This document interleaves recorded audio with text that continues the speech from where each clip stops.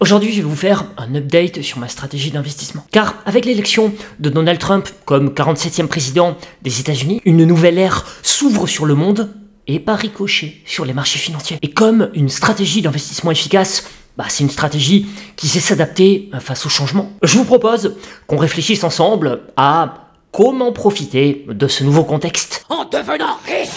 Alors déjà, la première chose à souligner, c'est qu'hier, Wall Street était clairement à la fête après la victoire de Donald Trump. Ce qui est un bon signe pour nous boursicoteurs, puisque comme le cœur de la finance mondiale se trouve à Wall Street, c'est toujours mieux pour le devenir des marchés actions que ce soit la grosse teuf dans les salles de marché de Wall Street. Et hier, c'est effectivement une ambiance très festive dans les salles de trading américaines. Preuve en est avec la dégringolade de l'indice VIX, aussi appelé indice de la peur. Si vous n'êtes pas familiarisé avec le terme, sachez que le VIX, c'est un indicateur important en finance qui mesure la volatilité implicite des options sur l'indice S&P 500 sur une période de 30 jours. En gros, le VIX est un indicateur de volatilité du marché financier américain, créé par le Chicago Board Option Exchange, et en pratique, voici comment l'interpréter. Quand le VIX est bas, concrètement, cela veut dire que les marchés sont stables et que les opérateurs de marché sont confiants sur le devenir des marchés. Notre analyste nous a indiqué que ça allait grimper très vite. A contrario, quand le VIX monte, cela signifie souvent une hausse de l'incertitude et une hausse de la nervosité des opérateurs de marché. Et ça va péter! Vous attendez? À titre d'exemple récent, je pourrais vous citer l'affaire du carry trade, survenue en août dernier, qui, comme vous le voyez, avec ce gros pic du VIX, a clairement stressé les opérateurs de marché. Vous attendez? Et là, suite à l'élection de Donald Trump, on peut clairement constater que l'indice VIX s'est dégonflé, sous-entendant que Wall Street applaudit la nouvelle. Et bien sûr, ça s'est traduit par une hausse spectaculaire de Tesla. Étant donné qu'Elon Musk a fait all-in sur le candidat Trump, forcément, le fait que Trump devienne président laisse présager un avenir radieux pour les entreprises américaines d'Elon Musk, dont Tesla fait partie. Et d'ailleurs, comme Tesla est une action que j'ai souvent traitée sur mes réseaux, et notamment dans ma newsletter d'avril dernier avec Opinion Acheteuse, je tiens à saluer les personnes ici présentes qui sont restées investies dans Tesla pour jouer cette élection présidentielle américaine. Ce qui, en toute transparence, n'est malheureusement plus mon cas, puisque comme évoqué le 17 septembre dernier, j'ai vendu la totalité de ma position sur Tesla afin de sécuriser ma plus-value, justement dans l'éventualité où Trump ne passerait pas. Donc malheureusement, j'ai pas profité de la hausse d'hier. Oh merde! Oh, c'est con ça! Alors, si certaines entreprises cotées comme Tesla profitent clairement du retour de Donald Trump à la Maison Blanche, d'autres actions en revanche montrent des signes de souffrance. Ce qui m'amène à la partie stratégie d'investissement de cette vidéo.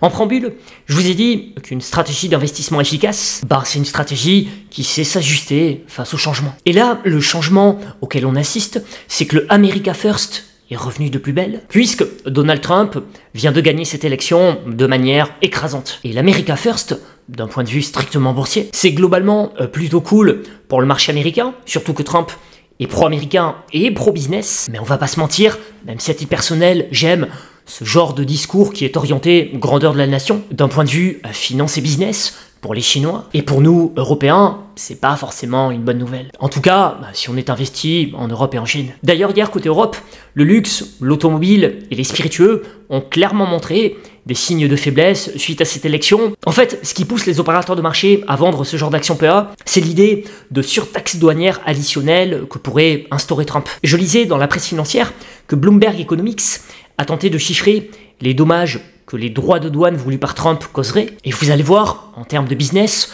l'impact pour la Chine et l'Europe, c'est pas joli. Concrètement, selon Bloomberg Economics, si Trump met en place son programme America First avec vigueur, les exportations de la Chine vers les États-Unis pourraient fondre de plus de 80% en supposant des droits de douane de 60% par rapport à l'hypothèse de base où il n'y aurait pas de nouveaux droits de douane. Quant aux exportations britanniques et européennes, elles pourraient chuter de plus de 40%. Oui, là, c'est gênant. Et ces chiffres seraient encore pires si les partenaires commerciaux décidaient de prendre des mesures de rétorsion. Bref, donc forcément, ça casse un peu l'avidité acheteuse des investisseurs européens. Maintenant, pour parler du PEA, est-ce la fin du cognac, des rafales et du luxe, comme ce sont un peu nos symboles nationaux, comprenez par là que j'ai pris ces mots pour illustrer la question du « est-ce la fin des actions françaises et plus largement des actions européennes. Me concernant, c'est pas mon point de vue. Il est évident que ça va être une période compliquée sur le plan boursier, mais si on se projette sur une détention de longue durée, j'imagine mal par exemple Mercedes, LVMH, Pernod Ricard ou L'Oréal mettre la clé sous la porte. Autrement dit, si vous débutez depuis peu la construction de votre patrimoine financier, même avec cette élection de Donald Trump, ça reste le genre d'action PEA pertinente intégrée dans un patrimoine financier. Et si, comme moi, vous êtes déjà investi sur ce type d'action PEA, à mon sens, faut pas paniquer et se rappeler qu'un patrimoine financier se construit dans la durée. On se revendique pour beaucoup investisseurs, et rappelons que faire de l'investissement, ça veut aussi dire savoir faire preuve de patience. Et pour savoir faire preuve de patience, il n'y a pas 20 000 solutions. Faut se diversifier, car c'est le meilleur moyen pour appréhender plus facilement les chocs spécifiques, qu'ils soient sectoriels ou géographiques. En d'autres termes, si comme moi vous avez déjà une partie de votre patrimoine financier qui est composée d'actions PEA, donc d'actions européennes, là, il faut clairement qu'on adapte notre stratégie en conséquence. Concrètement, avec l'America First de Donald Trump, est-ce que c'est pertinent de racheter de nouvelles actions PEA si on est déjà exposé en Europe? Me concernant, je suis pas sûr qu'il faille charger la mule sur les actions européennes. Moi, je pense que vaut mieux laisser courir nos belles positions européennes et se focaliser plutôt sur l'acquisition d'actions américaines, surtout que le marché est déjà incroyablement dynamique. Exemple récent de dynamisme, le 17 août dernier, j'ai partagé dans ma newsletter une recommandation acheteuse sur Palantir Technologies.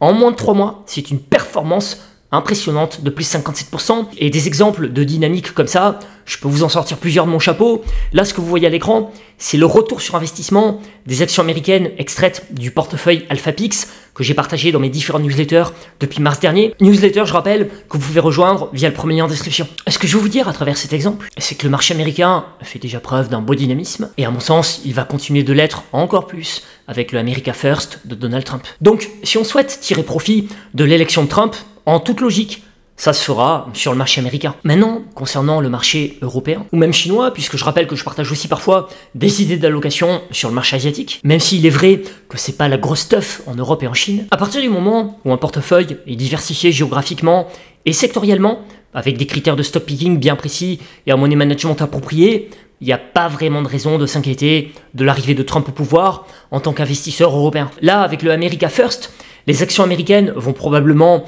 capter encore plus de liquidités que les actions européennes ou chinoises. Maintenant, ce n'est pas pour autant qu'il faut stresser avec de belles actions PEA en portefeuille. Je vais prendre un exemple un peu tiré par les cheveux pour vous illustrer comment je vois les choses. Si demain, vous êtes l'heureux propriétaire d'un magnifique appartement haussmannien dans un quartier AAA et que le marché immobilier traverse une période compliquée, est-ce que ça fait de votre bien un appartement pourri? La réponse est non, vous restez propriétaire d'un magnifique bien immo. Votre appartement haussmannien reste de grande qualité, c'est juste qu'actuellement, le marché vous en propose moins si vous souhaitez le revendre. En bourse, je perçois ça un peu de la même manière lorsque je possède une part de propriété dans ASML, L'Oréal, LVMH, j'en passe et des meilleurs.